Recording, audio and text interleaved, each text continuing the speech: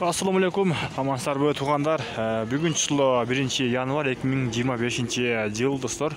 Ноқаттағы бүгінгі курс бойынша таныштырабыз.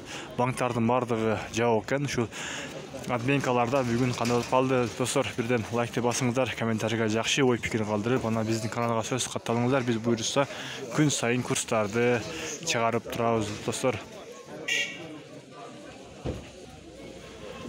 Админкалардың бардығында туғандар 78-ден екен.